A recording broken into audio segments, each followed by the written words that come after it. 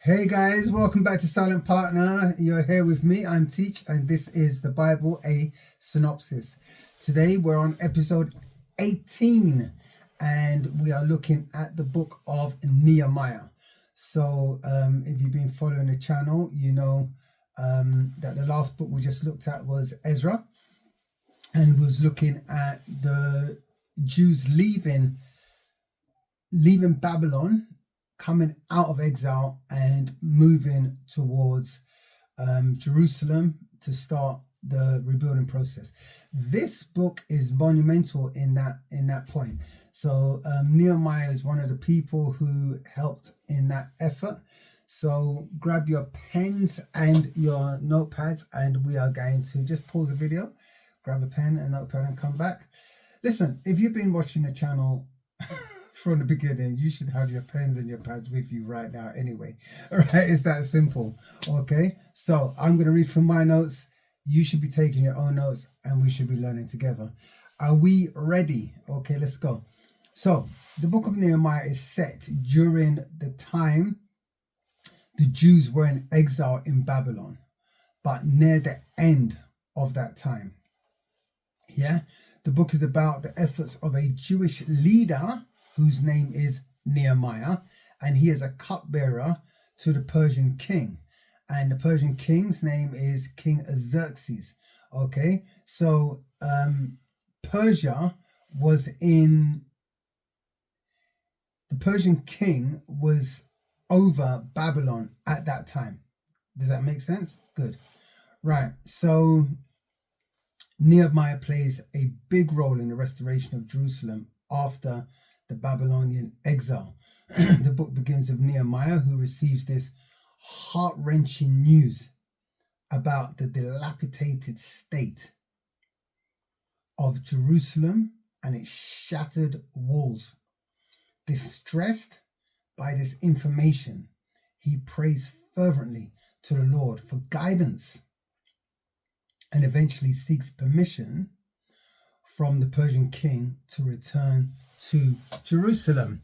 Okay, once Nehemiah gains permission from the king to return to his homeland, he leaves to rebuild the city immediately. Okay, now upon his arrival in Jerusalem, Nehemiah surveys the ruined walls by night, and moved by what he has seen, he urges the people to help undertake the monumental task of rebuilding the city's defenses. Later on, he rallies more Jewish people, inspiring them to come together for the restoration of the city. Now, once the work has started and is going well, Nehemiah then faces opposition from local officials and tribes who are threatened by his efforts. Nevertheless, despite this fierce and continued opposition, even from surrounding enemies, through strategic planning and good leadership skills, he encourages perseverance and faith among the workers, appointing groups to work on different sections of the building at the same time.